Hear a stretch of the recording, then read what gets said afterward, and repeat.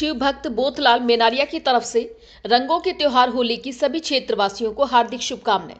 शुभेच्छु बोथलाल मेनारिया, गवारडी, कोषाध्यक्ष मां मेलडी सेवा संस्थान, बांसड़ा। Mobile number 9929566297।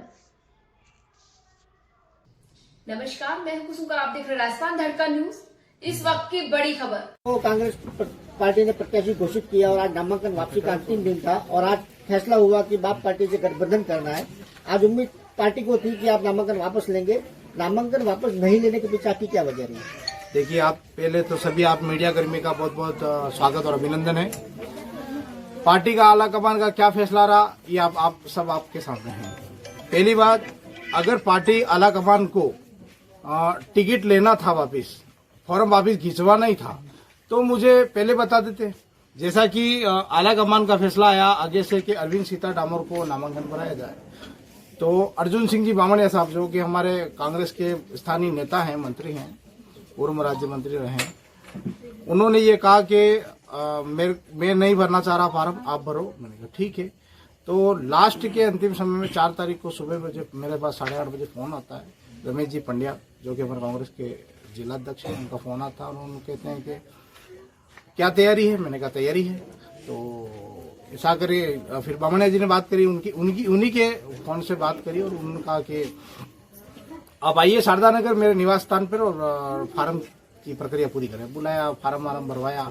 अब उन्होंने आगे रह के फार्म भरवाया, सब प्रक्रिया उन्होंने ही मेरे से करवाई। फार्म भरा दिया। उसके बाद जब फार्म दाखिल करना था तब भी उन्होंने कहा कि मैं फार्म नहीं भर रहा हूं, आपको फार्म भरना है और आपका फार्म भरेगा, स्टे रहेगा और आपको खड़े रह के चुनाव लड़ना है। पार्टी के साथ में, पार्टी आपके साथ में है और आपको खड़े रह के चुनाव लड़ना है। सारी तैयारी मैं कर दूंगा, कोई दिक्कत नहीं है। और ये फैसला होने के बाद अभी मेरे पास कुछ सूत्र से खबर आई है कि आला कमान ने ये चीज करी।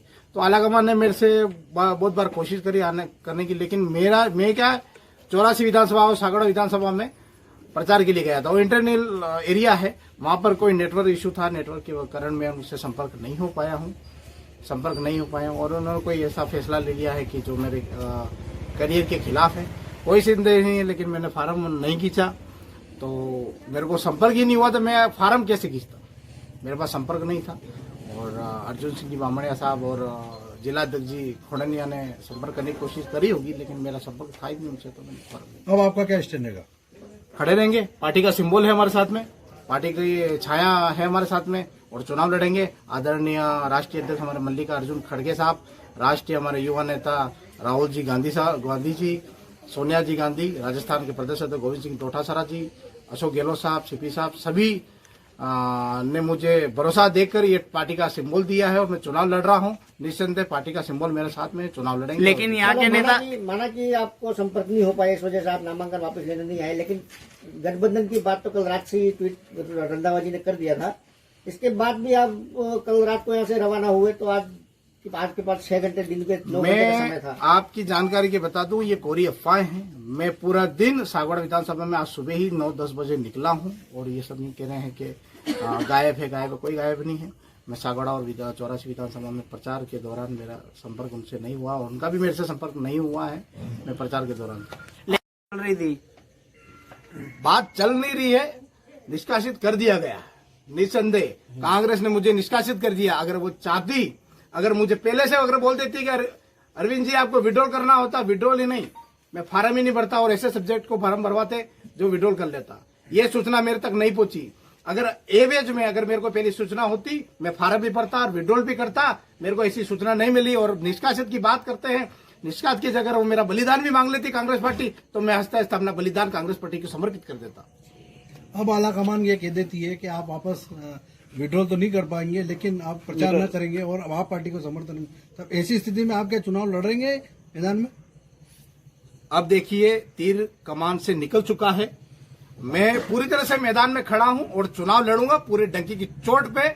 हमारे जो युवा हैं, जिनकी विचारधारा कांग्रेस की है, उनके लिए मैं अवश्य चुनाव लड़ूंगा। क्योंकि आज अगर मैं समर्थन कर देता हूं, आज अगर मैं बैठ जाता हूं, तो बांसवाड़ा डूंगरपुर के युवा वर्ग, बुजुर्ग वर्ग, माताएं, बहनें, छात्र छात्राएं मुझे आज ये कहेगी कि हमारे लिए आवाज उठाने के लिए एक बंदे ने आवाज उठाई, उसने भी पैर पीछे खींच लिए। तो मैं पैर खींचने वाला नहीं, पीछे हटने वाला नहीं, डट के रहूंगा मैदान में और लड़ूंगा चुनाव में।